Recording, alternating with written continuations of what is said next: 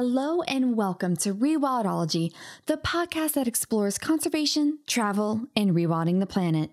I'm your host, Brooke Mitchell-Norman, conservation biologist and adventure traveler.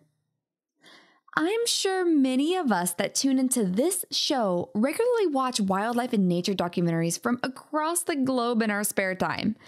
I personally rarely watch television, but when I do, Netflix knows that I'm going to choose the latest nature documentary over whatever mainstream something is on at the time. On many occasions, while watching these stunning films, I wonder how in the world did the producers and writers come up with the story? We've been telling conservation stories for decades, and yet somehow films are still being released that blow my socks off.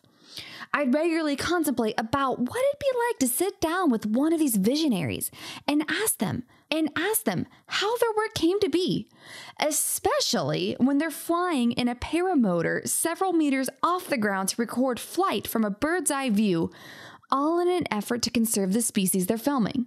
Now, that sounds like a good adventure and conservation story, doesn't it? But who is the person behind an expedition like this?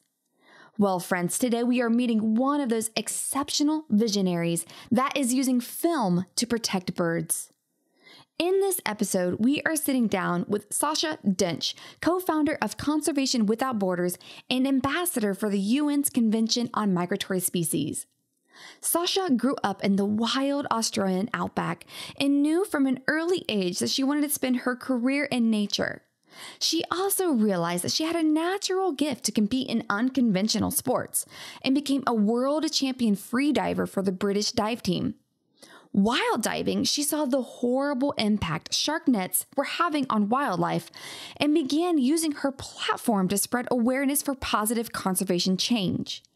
She was approached by a group working to protect Buick swans, and the Flight of the Swans expedition was born. A, quote, 7,000-kilometer migration across the Arctic tundra to connect wildlife, wetlands, and people, end quote.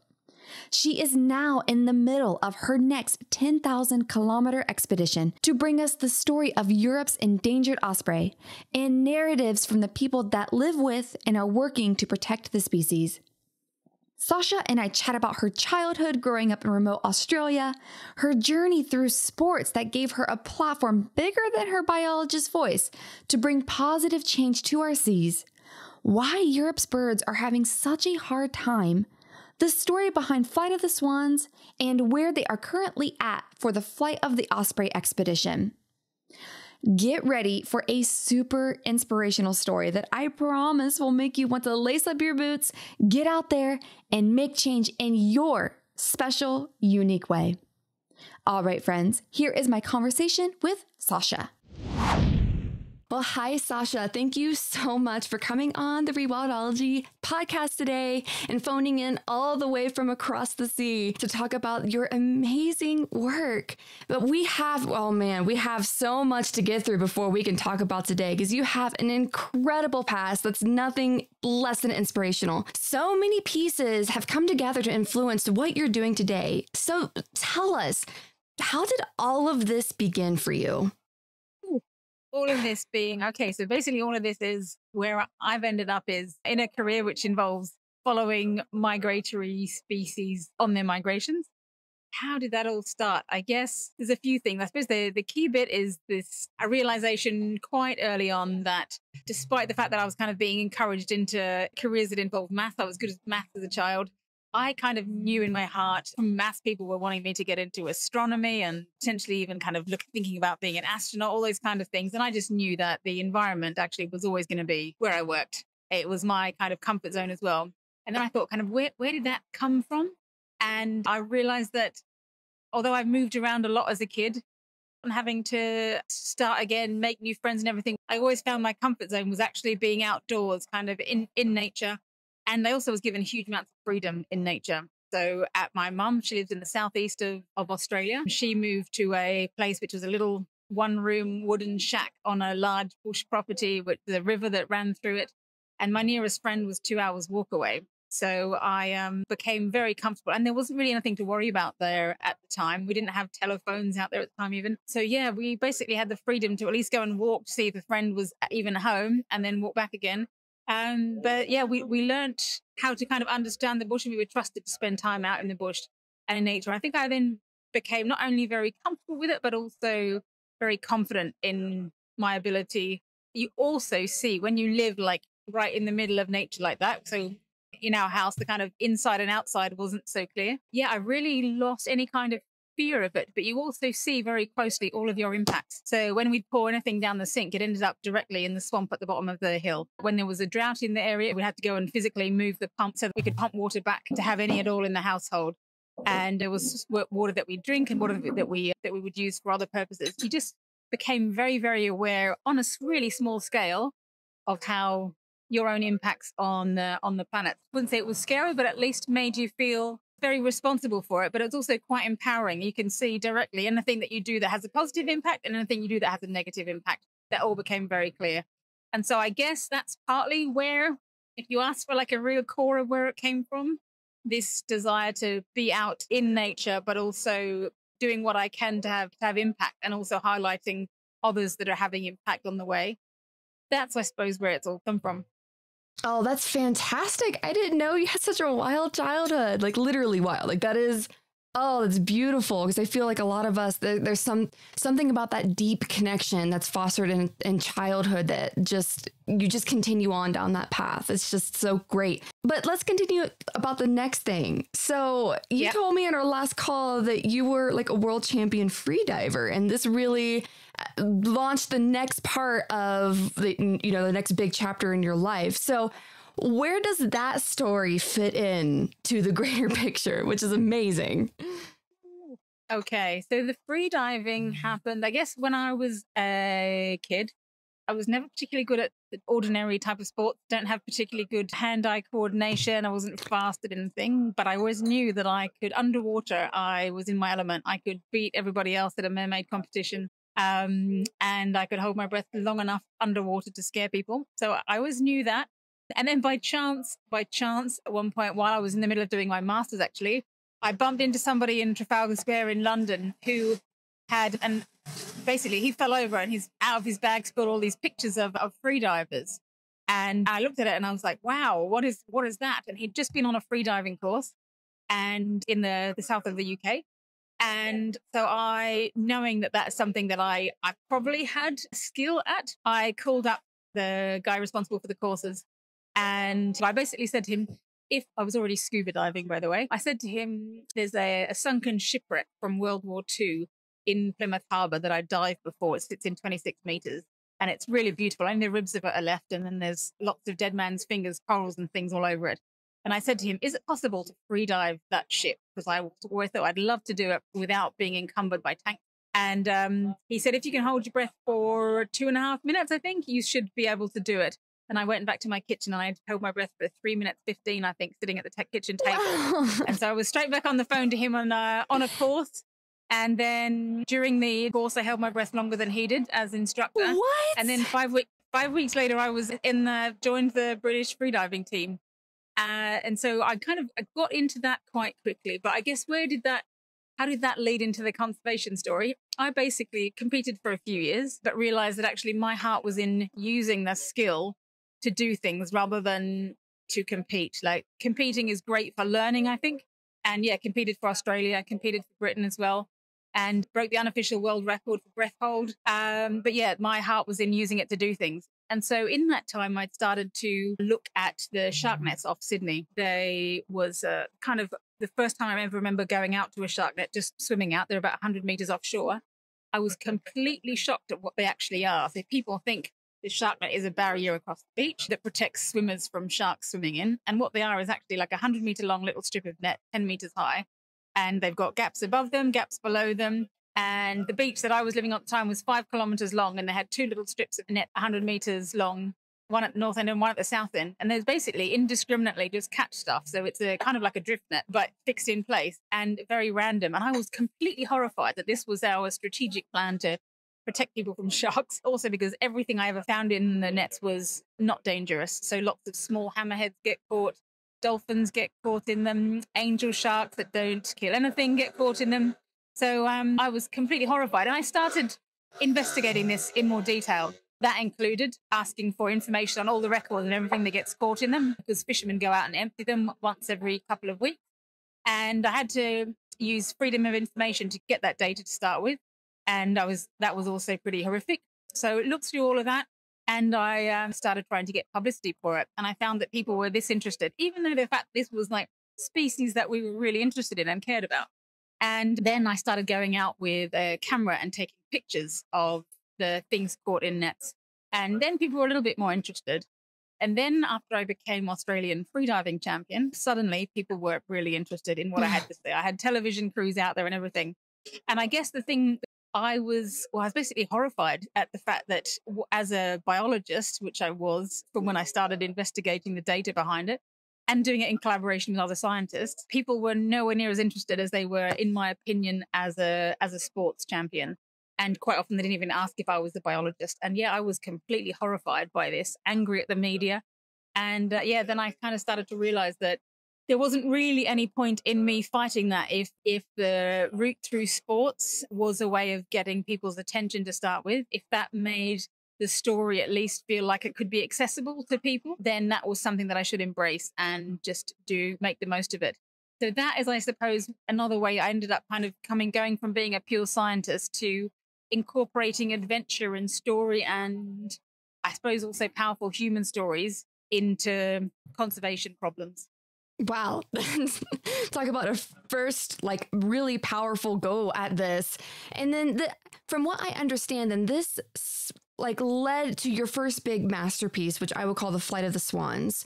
So this film isn't like, or this whole project wasn't like anything else that I've heard of, probably you listening haven't heard of, but we're all fascinated by. So how did the idea come to you to do the film in the way you did? And could you also explain how it all came to be and why it's so different? Okay, so through the work that I'd been doing from sort of scientist, then into communicator, and then trying to use that to drive change, I was asked by a load of swan researchers to see if I could help them with a problem that existed with a population of swans called the Buick swans. There's a group that migrate between the Russian Arctic and Western Europe, including the UK. And the population had been in drastic decline. So in the past 20 years, we'd lost almost half of the birds. Scientists in countries all along the flyway had looked at all the different problems they could find. But even adding up all the threats, it didn't seem like it could add up to this drastic population decline. And with certain populations, if they get below a certain point, and actually it's very hard to turn it around after that. So they were starting to get really, really worried. And lots of them felt like really frustrated. They had data for a long time and people weren't listening to it. And so one of the challenges for all migratory species is that you are trying to coordinate countries that have different political, economic statuses, where the level of interest in conservation is very different. And also the challenges, the threats in different countries can be quite different. So trying to bring all that together and realizing that with a species like the Buick swan, every country, so there were 11 along the flyway that I was focusing on, every country could say, well, why should we do our bit because the next country aren't doing their bit, when there's so many different threats. And so I was asked to try and at the same time bring together all those people in all those different countries, but also bring together the hunting community, power companies, politicians, farmers, all sorts, and how to basically get them all to come to meetings because they were being ignored by most of the scientists. And so I sat there with all these scientists looking at all the maps they had out and everything. And I started to look at the route of the Buick swan at first of all. I knew swans migrated, but I'd never really contemplated in detail what that looked like. So for the Buick swan, they are breeding up in the Arctic, and we're talking land of polar bear and reindeer breeders who follow the reindeer herds living out of chums, teepee type structures. And then they're crossing some of the kind of wildest, most incredible wetlands in the country. They're dodging bullets. We know that 1 in 3 of the Buick swans has got shot in their bodies, the living birds. So a lot of them get shot out en route. So this is a bird that's going from the land of the polar bears across some of the wildest wetlands and then the taiga forest, this thick, dense forest. And then they're crossing into Europe, where they've now got vast expanses of agriculture, but also castles. And as time goes on and climate change is becoming stronger, we've got this increasing storms all the way. And all the time they're on migration, they've got young with them that will only be, a matter of 10, 12 weeks old when they first migrate. And they're migrating to try and stay in front of the Arctic winter. So they've got this icy cold winter racing behind them. I just looked at all of that and I thought, God, there's a story there that people want to listen to. There's got to be a story that people want to listen to. We have to somehow bring that to life to people. And we're talking, for most of them, I could imagine, having grown up in hunting communities as well, going to people with a story of lots of swans are dying and we think you're part of the problem. Please, will you come and talk to us about it? Is one way of starting a conversation. But another is saying, oh my God, have you seen this bird that does this incredible journey from the Russian Arctic, dodging bullets, etc.? That's kind of a James Bond story for the bird world. So how can I start with bringing that to life? And I looked at different ways of potentially putting cameras on birds and things, and that was never going to get approved. And then I realized at the time I was working for a conservation organization focused on wetlands, and I'd already figured out that actually from the air, you can really understand how a wetland connects with the landscape. So I was flying paramotors to take those pictures. At one point, I was flying the paramotor and realized I was flying at the same speed as some of the swans were migrating. And I had this really awkward idea that perhaps it could be possible to bring to story the swans' life by flying with them, flying a whole migration from the Russian Arctic to the UK. And I kind of dismissed it for ages, thinking that was a ridiculous idea and nobody would ever approve it. And then, I sat on it for a few months and eventually it started keeping me up at night. So I wrote it up as a one-page idea, sent it off to colleagues, and the response I got back was, this is absolutely bonkers, but it's so mad. It might just work. And so that started a conversation. And within a few months, I had approval and budget to get going. So that's where the idea of basically flying with the birds came from.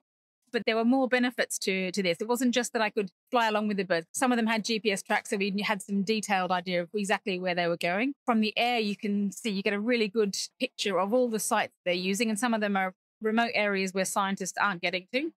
So are there other threats along the way that the scientists might have been missing? But the best thing about flying a paramotor, which is a paraglider wing with a propeller on your back, is that you don't need hills or anything to get up to take off from. You take off and land on your feet. And that meant that I could stop and land and speak to people at every community along the way. And we're talking everyone from, like I said, reindeer breeders to farmers to hunters to politicians, school groups, whatever, all the way back to the UK. And the key thing I realized was that it doesn't matter where you land in a paramotor. People aren't generally expecting someone to land out of the sky, but they ask you 3 questions, and they are, where have you come from? Isn't it dangerous? And how can I help? With that was a perfect conversation to start talking about the swans and learning from people about where so many swans might have been shot, and also in a community, figuring out who are the people that might be most inclined to help. Wow, that's absolutely incredible. And so what issues were really brought to light at the end of your 11 country journey? So I guess since the film has already been out, like what was the conclusion that came from it? And did it have like the response you were expecting? Just like, how did it turn out for you? I guess the film is one of the tools from it. During the expedition itself, we were filming and photographing things along the way and sharing it through social media. So we ended up with about almost 2,000 different pieces of media coverage along the way. And those were incredible because certainly the ones that were, when it was local media coverage, people would hear that I was on my way or that the team were on their way. And they would come out to try and see us, to try and share stories, or they would get on social media and tell us, well, my gran always used to like have swans brought home, or so-and-so says we don't eat this because of that, or the birds are too tough. It basically got lots of people talking before we got there, which turned out to be really handy. But the film was made right at the time. We have actually just re-edited a film, which I think has a lot more kind of heart and more about the people we met along the way in it. So that is being entered into film festivals at the moment. But what were the key things that were brought to light? I guess there were quite a few. For me personally, the thing that I was very strong was I got to see many very real examples of climate change impacting species, but also stories from real humans up in the Arctic. Because that's such an extreme environment. They are feeling climate change way, way stronger than many of the rest of us are. And so seeing how The very real examples of that. So for example, with the swans, you can see how the Arctic is changing fast. So what was flat tundra, getting more and more bigger trees there. So their landscape is actually changing really fast. It's actually making the area that they're suitable for them to breed in smaller and smaller. That was really interesting, looking at historical weather patterns and seeing actually that the storms that the young birds and the adults are actually facing now are getting more and more challenging for them. The weather patterns are much more unpredictable, and it's a long, exhausting journey for them. Also looking at how many of the wetlands have disappeared, even in the last 30 years. So I'm in my 40s, but yes, in my lifetime, vast number of wetlands have disappeared. So yeah, looking at just how many wetlands have disappeared right across Europe in the time that in my lifetime. So for example, just since the 70s, there haven't been enough wetlands for the birds to feed on. They've had to be going out and actually using the wetland areas to roost on still. They still need to sleep where they are away from predators, so floating in the middle of the water, but there aren't enough. They have to go out and feed on waste crops and things at the end of harvesting. So they're looking for waste crops everywhere. So looking at how fast cropping plans, what people grow where, is changing with climate change. That change across Europe also means that the birds, rather than every year having an idea that when they get to this wetland, they'll be able to go to these places to find waste crops to feed on, they're now having to do a lot more. They arrive in a new place after maybe doing, 1,000-kilometer journey. And actually they've got to send scouts out to try and find where can we feed around here. So there's just more and more effort required just to do the migration.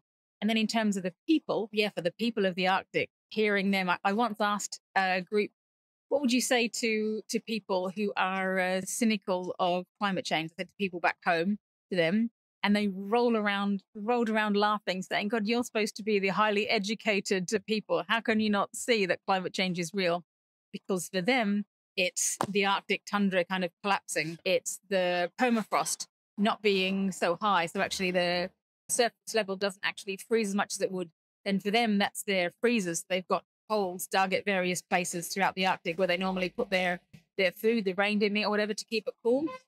For them, it's the tundra not freezing as much. So actually the food doesn't stay cold, and their food, it's the edges of the tundra islands and things collapsing because it's no longer frozen. There's big oil pipelines run across many parts of the Russian Arctic from their oil excavation activities. And those oil pipelines they sit off the ground on pillars. And it's a big concern for them is that when parts of the tundra collapse because it's no longer frozen anymore, the supports of those pipelines collapse and they break, and you get oil spills across the tundra landscape, which is where their reindeer need to feed. That happens frequently.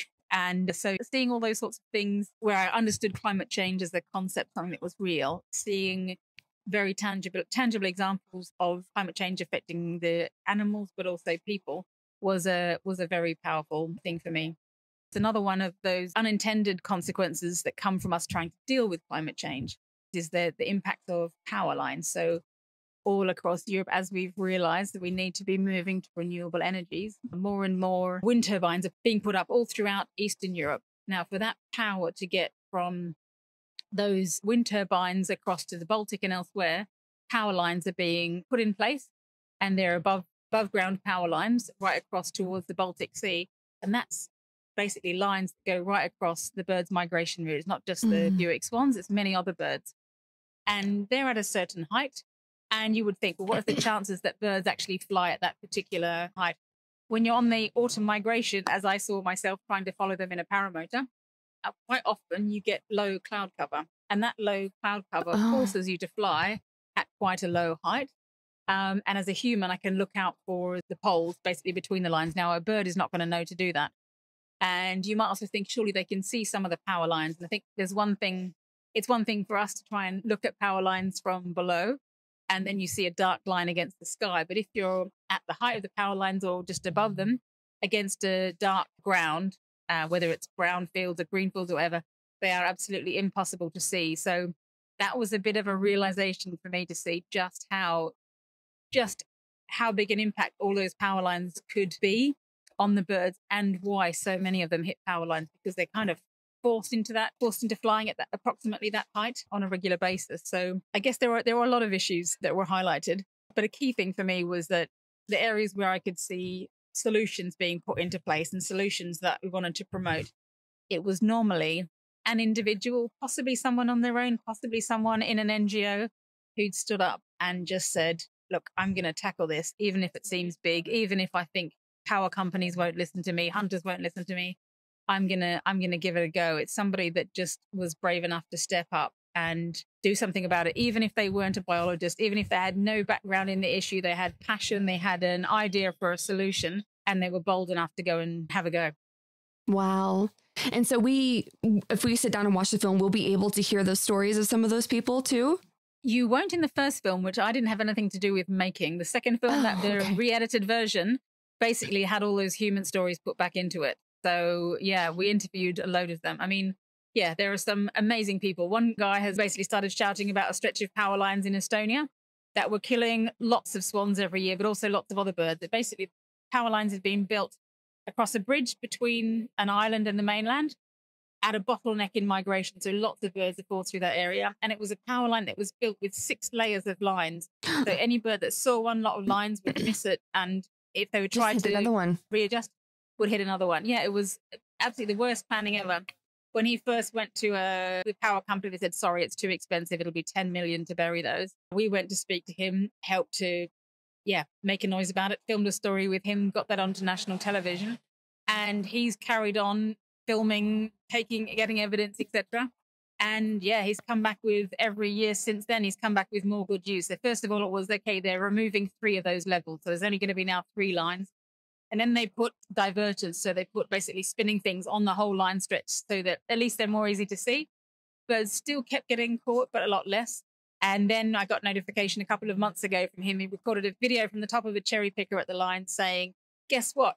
the power lines, all of them are now going to be buried before the end of 2020. So that's thousands. This was one man with the help of the community. When he started stepping up, lots of other people started agreeing with him and signing petitions and things. And that's an individual really winning against economic forces. Power companies, and power is an essential thing for people. There's plenty of arguments you could make on economic and other grounds to do nothing about it.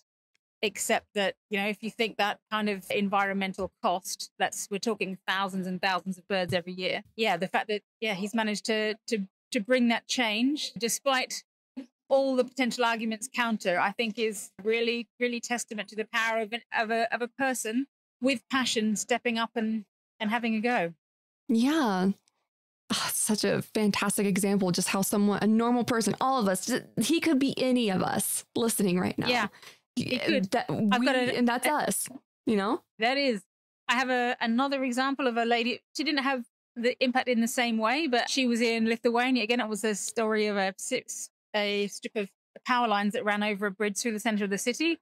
She and others had seen basically every time people would come through, anyone was basically walking along the river, kayaking along the river, the birds would be lifted off the lake. And because of the way the power lines were positioned on a bend in the river, birds would hit the lines all the time. So, we found one occasion, this one bird had actually hit the power lines and had broken its wing and hadn't actually died, but it basically wouldn't have survived the winter there on its own. So it was a Buick swan.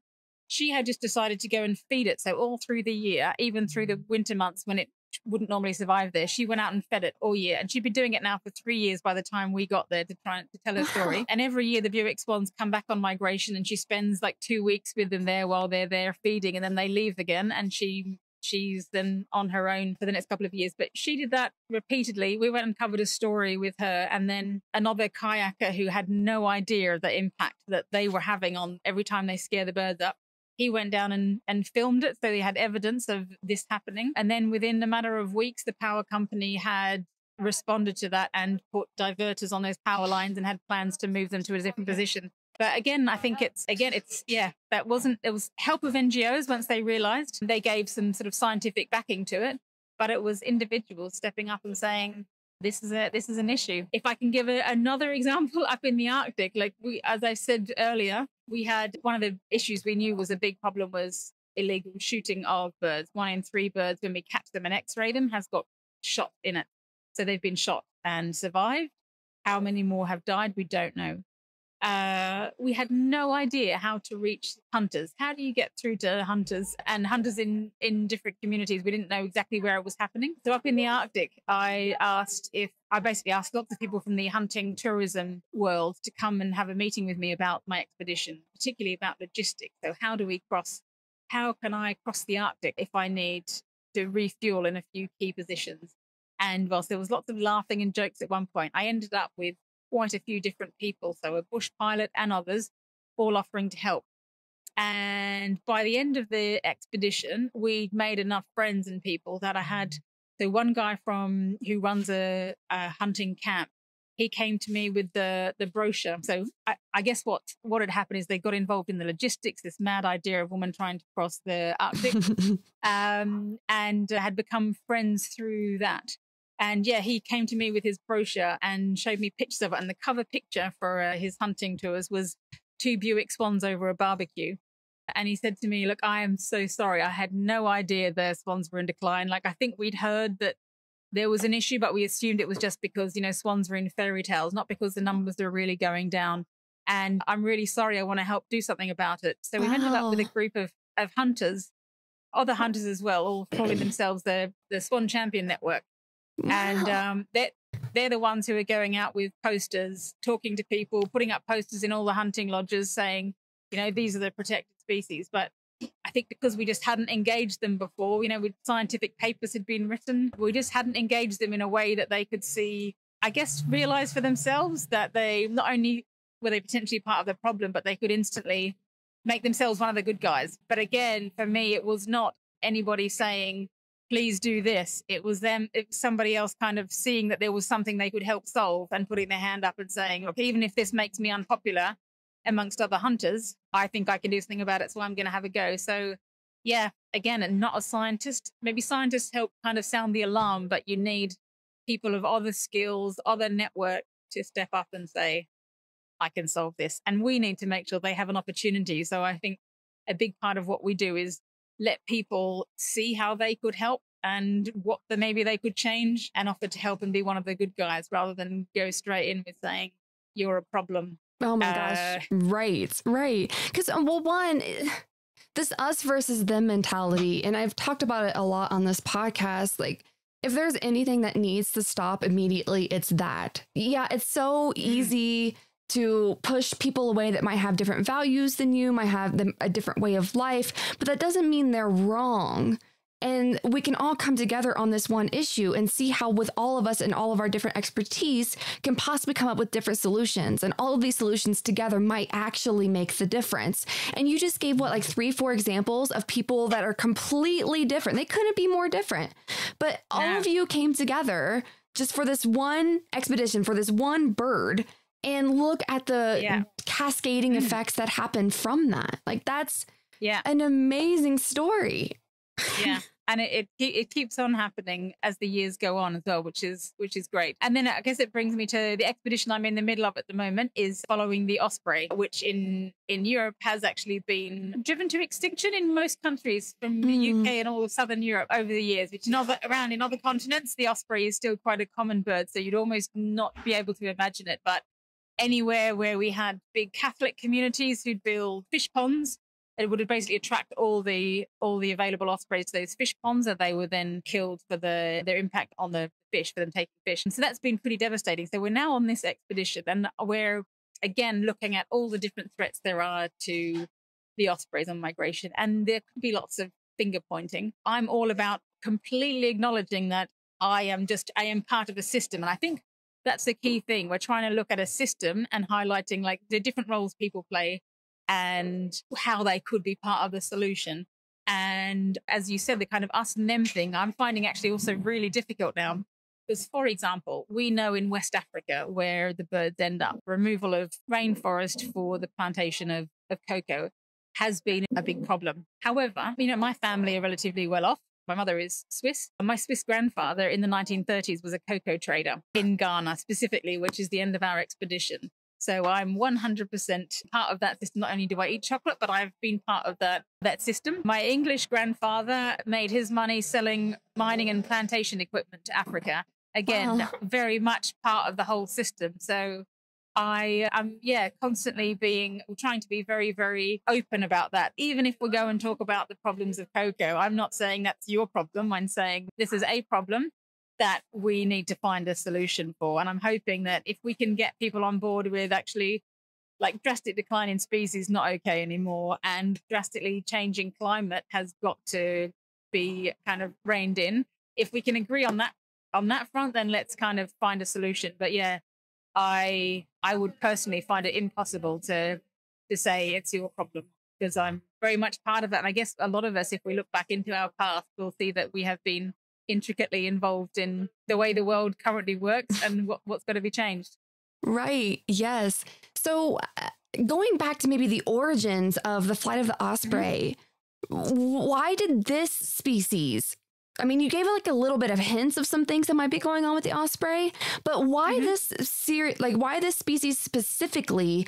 And is that the main issue that you are hoping to address in the end? Or what are maybe some of the other stories that you hope to bring in by telling the osprey story throughout the UK?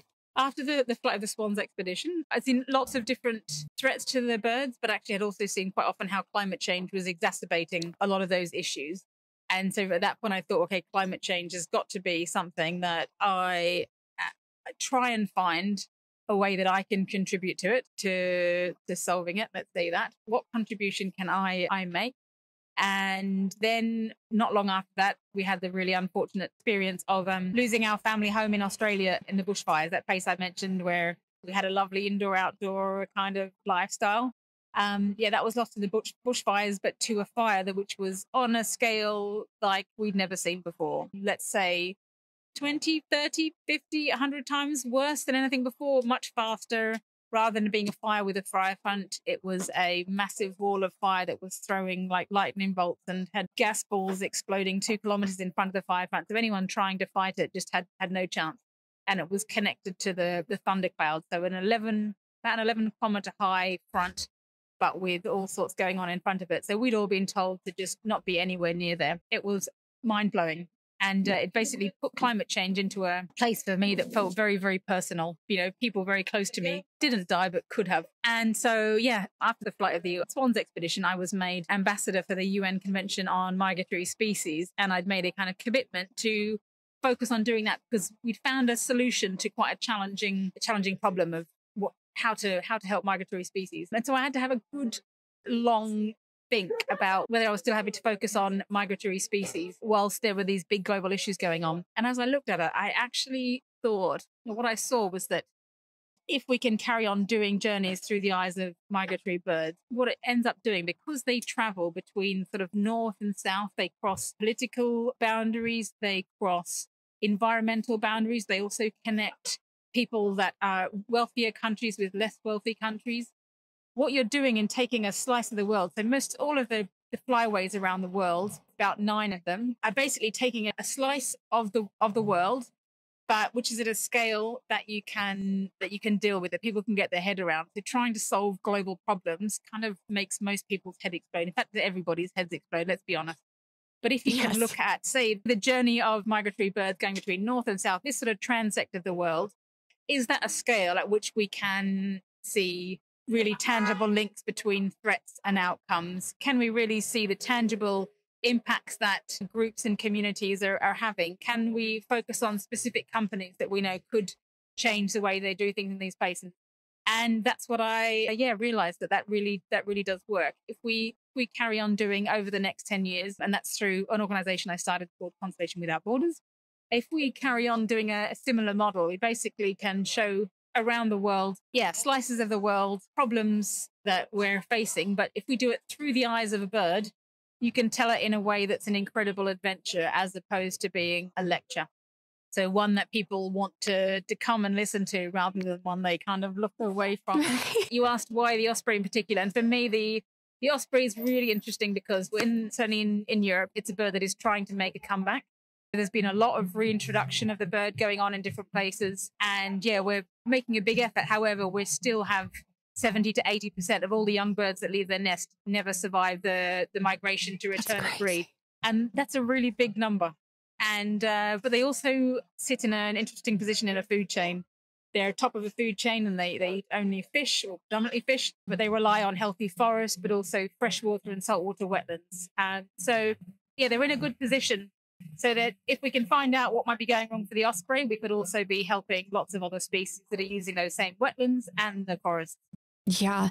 And I'm in the Colorado Rockies in the United States, and I live on a really, really big lake. I just moved here. It's absolutely just a complete playground here, and there's osprey everywhere. So I had no clue. I mean, even me being in this field, like I had absolutely no clue that these birds were having such a hard time in another place. So I was so excited to talk to you about this because, like, one, it's obviously a really big issue. I am a massive fan of predatory birds because I just think they're freaking awesome. Like, they're just so cool to just learn about. And then also that my neighbor, my bird neighbor, just their counterparts in the other part of the world is having such a hard time. But moving beyond just the bird itself, as me, a biologist, I always love to talk about the wildlife itself.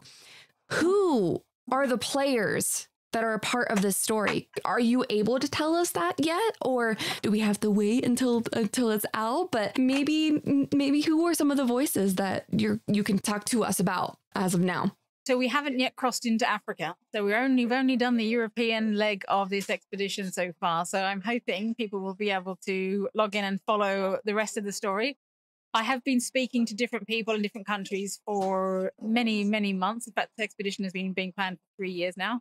But just since we've left the UK, there've been all sorts of threats, I suppose. Let's go into those that have been brought to our attention.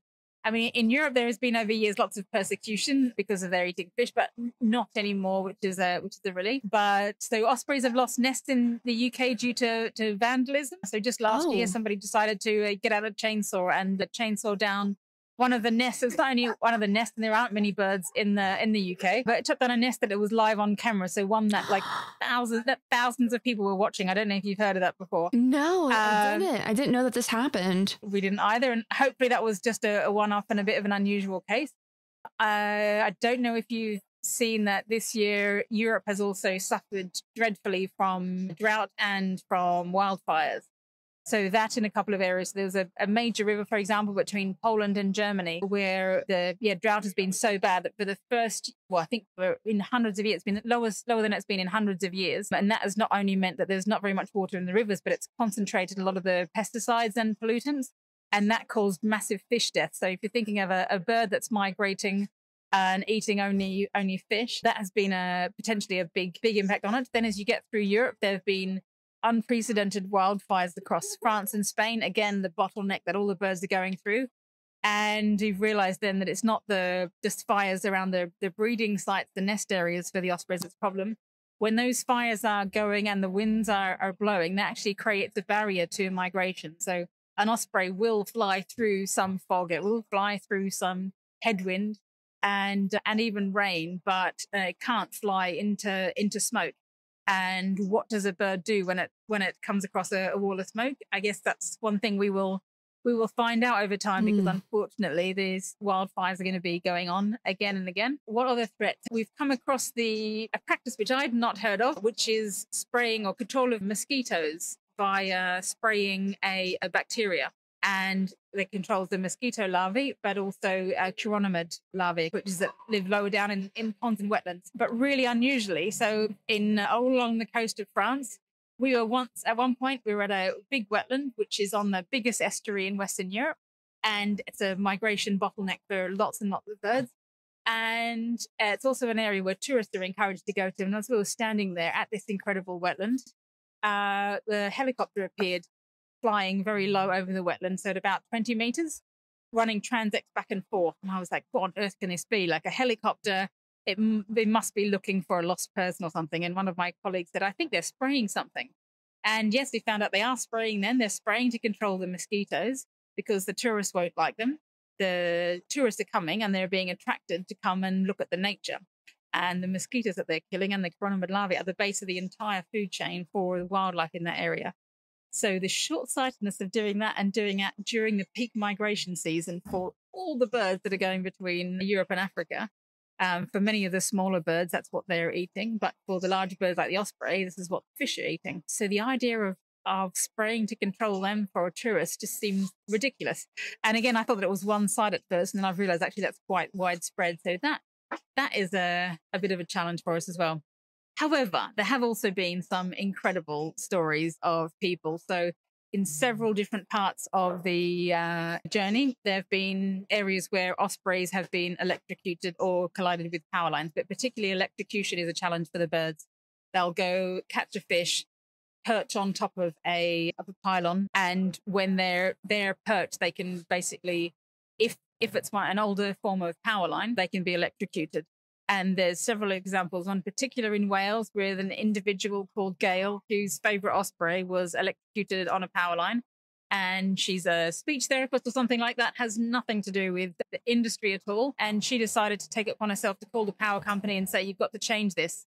And got a meeting with them pretty much straight away. Within the month, had got them looking to and promising to update all the other power lines in all those other areas. So again, that's hundreds of birds that could be saved via one person's actions. And that was really impressive. We've also got stories of ship's captains and now many more. We've basically got satellite tags on 4 different birds, 1 adult and 3 juvenile birds, to try and look specifically at their movements and then look at the weather conditions and what's going on right now and see if we can explain it or what more they could tell us. And whilst one of the birds has unfortunately already been lost to sea, it's been blown out off Ireland. One of the birds, called Glenn, disappeared off the tip of Cornwall, and it should have basically been heading directly south, but was blown. Well, we basically thought that it disappeared. So it disappeared, and for 2 days, we heard no more about it and assumed that unfortunately that one might well have also hit headwinds or crosswinds and been blown out into the Atlantic. And then after 2 days, suddenly we got a ping of a location, and it was on a little rock on the northern tip of France. And then after that location pings, you then get all the back data. And what it showed was it had done this transit, it had been being blown out to sea a bit, and then it stopped and it done a really straight line towards the southwest, and then it had done a 90-degree turn, and then it done a straight line back towards the northeast. And we're talking 90 miles one direction and then sort of 80 miles back the other direction. And then it had realized it had been going back north again, obviously, and done kind of a normal curvy line and back in and found the north coast of Spain. And in that, it seemed very clear that it must have been on board a ship that was programmed to fly a very straight line. I instantly thought it must have been a trawler. So I went to a company called Vessel Finder to see what boat it could have been. And they'd actually mapped it against 2 ships. They had actually jumped on board a cargo ship and then had seen another ship. So it's jumped onto that, which is taken at north, which was an LPG carrier. And and if anything, the main reason why it would have landed first of all on the cargo ship was that it was exhausted. So the captain of that ship had said, they didn't see it land, but they're very glad that it did, and birds landing are a good omen for them. But since that story, so that story's had almost 100 articles in different papers. We've had other people getting in touch. So an oil platform in the middle of the North Sea has said whenever an osprey is seen landing on their decks, they actually get out fresh water and fish where they can and leave it for them just in case. So it's interesting to see the number of kind of individual people also following the migration and caring, coming from all sorts of different places. So I know that we are currently in the middle of your big expedition, so this question might not be fair, or however you want to answer it, but when all is said and done, what influence do you hope that this film will have for Osprey and maybe these bigger issues that you're tackling? So I guess I see the project as being in year 1, we're using it as an information gathering time. So we are speaking to all sorts of people. We're speaking to scientists, but we're also speaking to individuals that live around all the key sites that the ospreys are using en route. We're also using the media, talking through getting people aware of the project through the media and hoping that they come back to us with stories. So the first year of the project is all about finding out from different people what's going on, what are the main threats, and who is it out there that's got a solution that's worked. And then what we'd like to do with the film, so we make that film needs to be finished after the project. With the film, we hope to, I guess, tell a story of all the big issues that are facing us in the world, but through the eyes of one particular bird. And that hopefully is in a way that people can get their head around it.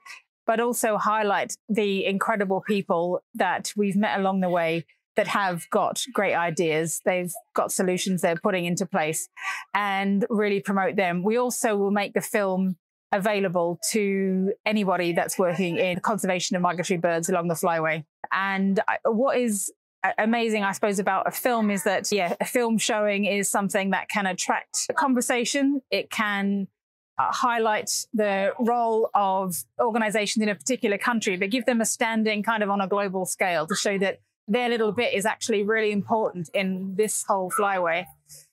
It also helps motivation, I think, for those people, because it's quite often those people that are banging a drum for a species that have an idea they're trying to put in place. It is very easy to lose enthusiasm if you can't see how your little bit is actually part of the really big picture. But by connecting them with lots of other people, I think to really show them how they fit into the big picture, that it really does matter, but also help to raise their profile and raise funding and other things for the work that they're doing.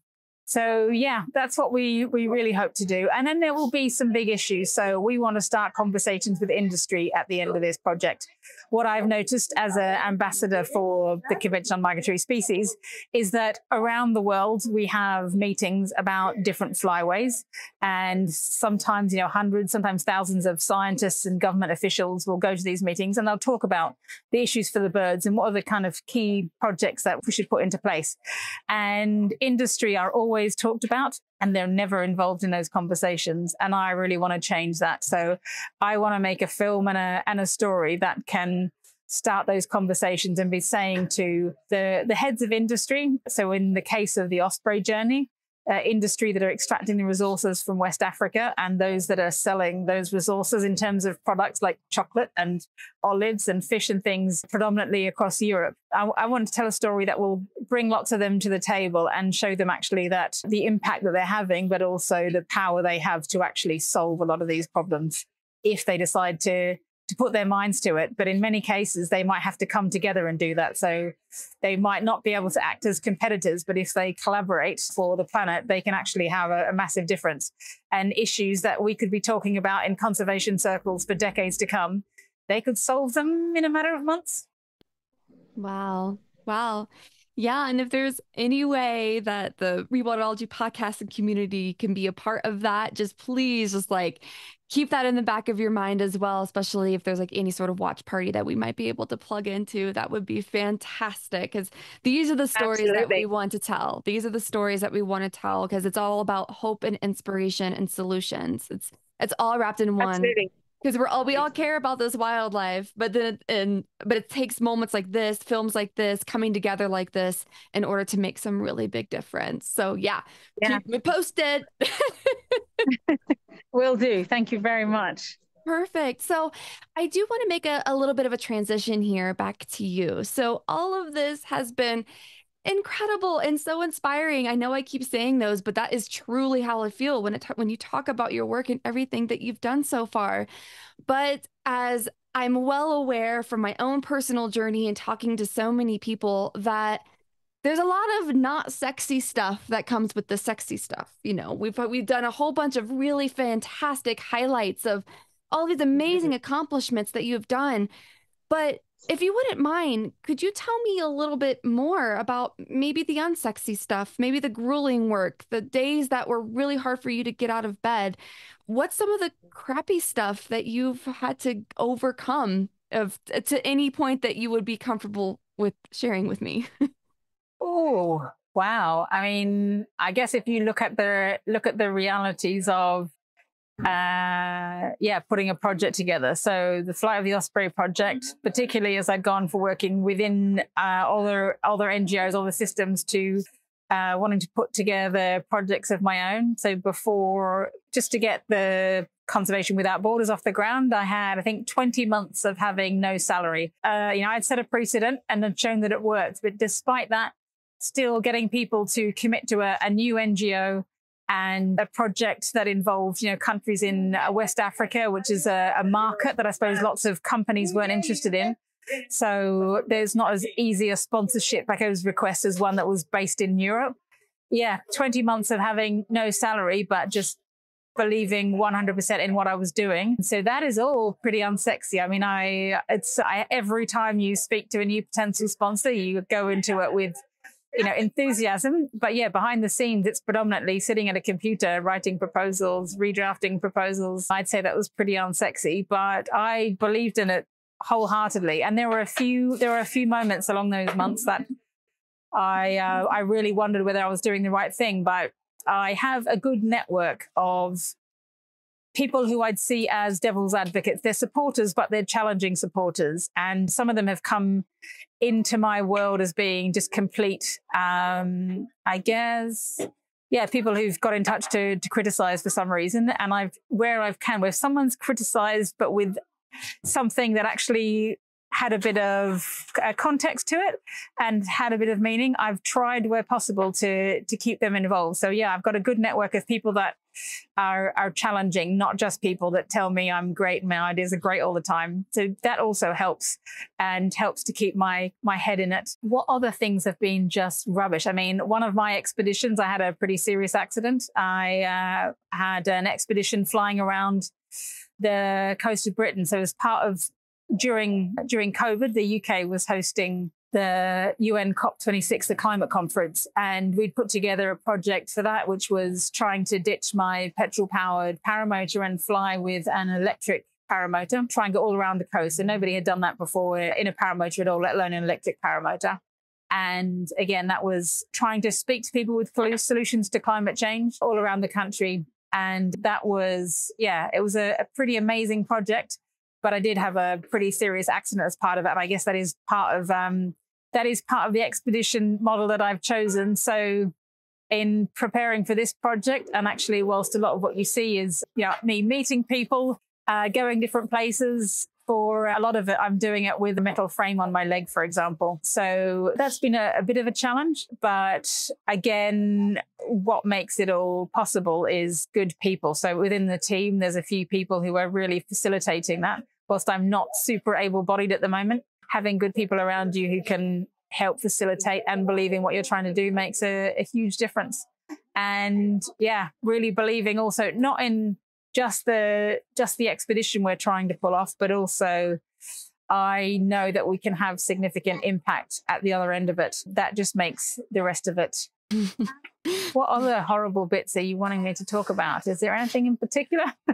No, that was really good. I never know what someone's going to say when I ask that question. So I always love to have the opportunity, because we all go through our trials and our struggles, and it's very rare that we have an opportunity to talk about that. And I think it really helps humanize what these amazing leaders that we see go through. Like, we can go to the Conservation Without Borders website, sitting down, chatting with you, and we just see this highlight reel, which is exactly what we want to see.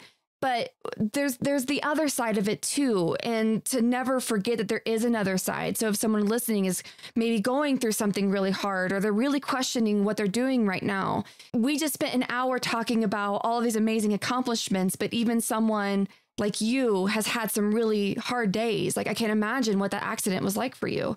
And then coming up with like plan B, C, D, E, F, who knows what, to continue on with this project of, the flight of the Osprey, when you had a very serious injury. Like, that's one, insanely inspirational, but two, like, that is some real shit, like, that is real. That is, you don't get more real than that, and then bodily harm. So, and there's a lot of people, not my surgeons, thankfully, but there's a lot of people who were naysayers that were like, why are you doing this? Why? Yeah, there's more than actually just the physical injury. You'll always find people that think you shouldn't be doing it, or it's irresponsible because you're not able-bodied. I mean, I'm now going to become a champion for those of challenged abilities of any kind, because it can be incredibly frustrating when actually my head is completely, the same. There's absolutely no reason why I shouldn't be doing the things I want to do if we can make it happen. But yeah, you find critics everywhere, and that's what I think it's important to keep a group of people who can be critical, but who you trust around you all the time. But yeah, there have been many things. I would say also the project I mentioned before, where, as a biologist, I started looking through all the data around the shark nets. on that project, I just thought this was an easy thing. All I was asking for was that we had to do like a proper environmental impact assessment of what the shark nets were actually doing. Were they saving any human lives? What was the impact on all biologically? That was a project that I thought was going to be an easy one for people to be interested in and want to cover and say, yes, it's a great idea. And I didn't find that at all. And so, yeah, my plans sort of B and C were actually looking at that again, going, why aren't people listening to this? I don't understand. Okay. And then once I had pictures, it was like, all right, I get it. Like people's, you get through to people in a different way. There's been plenty of moments of extreme frustration. But yeah, I like to take lots of moments of sort of stepping back and looking at something and trying to take the emotion out of it for a moment and think, what is really going on here? Maybe it's a bit of looking at the system, thinking find a way, or even people that can help you do that, step back and look at the big picture and think, is it me? Am I the problem? Which is quite often what you instantly start to think. Or is it something else? Am I just missing a piece? Am I missing another collaborator that I need to bring in? Am I telling the story in the right way? And have I just ended up with the wrong people? And again, I think constantly checking, do I really believe in what I'm doing? And if you do, look at the system around you and figure out what bits of it might. Wow. Yeah.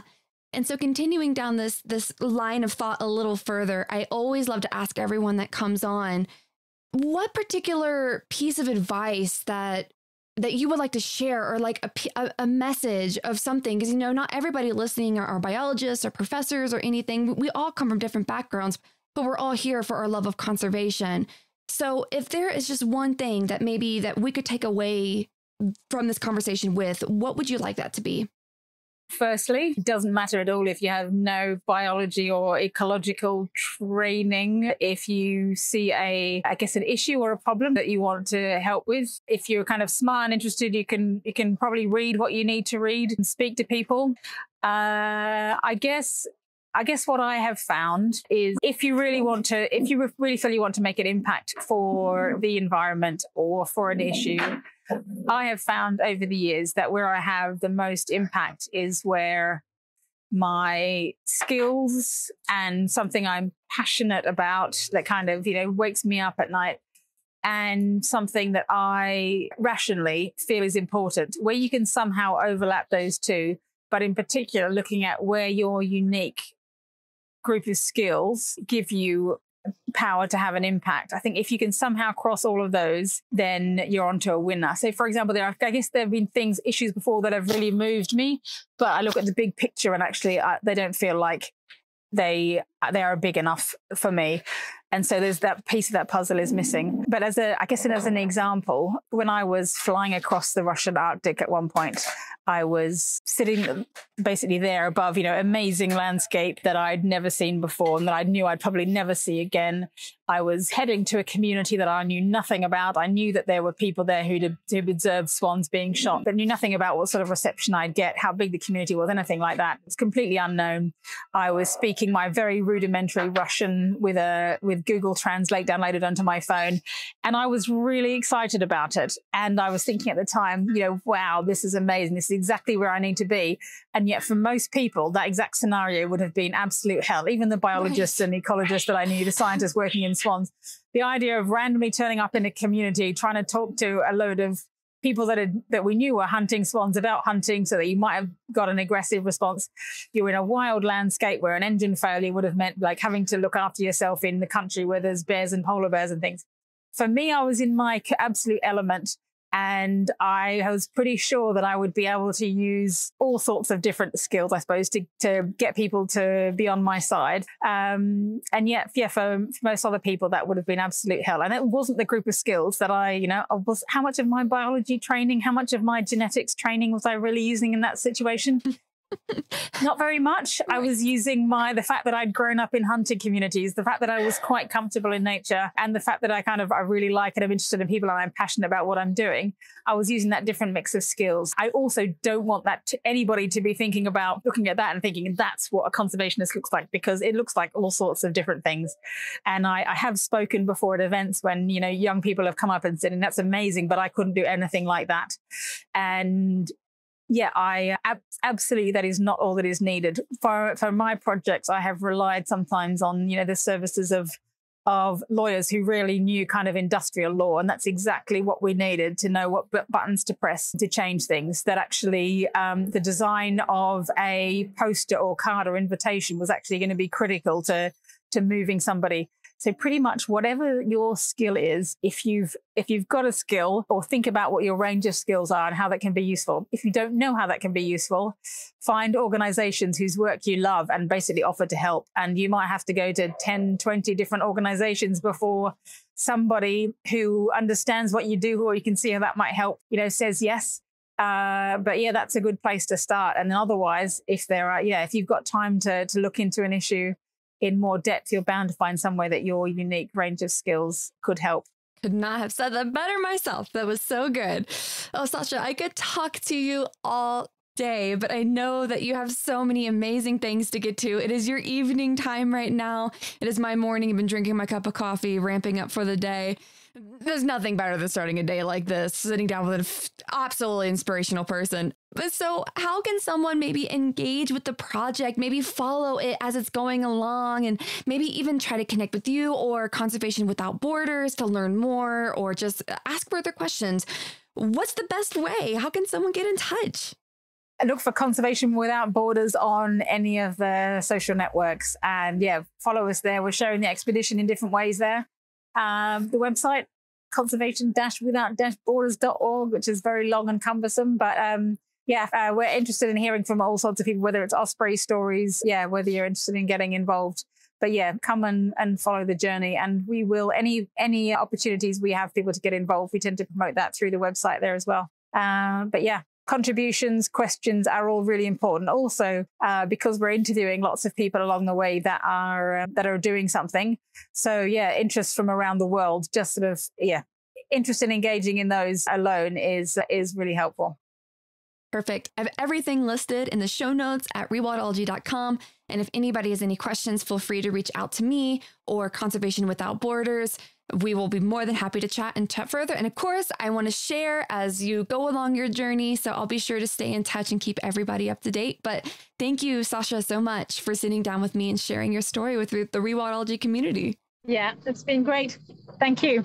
And we'll stay in touch. Wow. I hope you're feeling just as inspired as me to get out there and stir some positive change for our planet. If you'd like to stay up to date on the flight of the Osprey expedition, please check out conservation-without-borders.org or go to the show notes of today's episode to easily find the link. If you have a specific question you'd like to discuss about today's topic, head on over to the Rewildology YouTube channel and submit your question in the comments section of today's episode. Some of you have reached out and asked how you can support the show. Well, I am happy to share that there are several ways to do so. Some zero-cost ways include subscribing to the podcast on your favorite streaming app, leaving a rating and review to boost the algorithm, which will present the podcast to more listeners, signing up for the weekly Rewildology newsletter at the website, subscribing to the YouTube channel, and following the show on your favorite social media app. If you'd like to financially support the show and help us keep these stories on the airwaves, consider making a monetary donation at rewildology.com or purchase a piece of swag to show off your Rewildology love. At least 10% of proceeds from this podcast will be donated to our conservation partners. I'd also like to extend a special thanks to Heather Valley, the show's audio and video producer, for making the show sound and look awesome, and Focusrite for powering the podcast sound. If you'd like to see the Focusrite gear we use to record the show, head on over to rewildology.com and check out Nature Podcasting under the Resources tab. Until next time, friends, together we'll rewild the planet. Hey, thanks again for listening to this episode of Rewildology. If you like what you heard, hit that subscribe button to never miss a future episode. Do you have a cool environmental organization, travel story, or research that you'd like to share? Let me know at rewildology.com. Until next time, friends, together we will rewild the planet.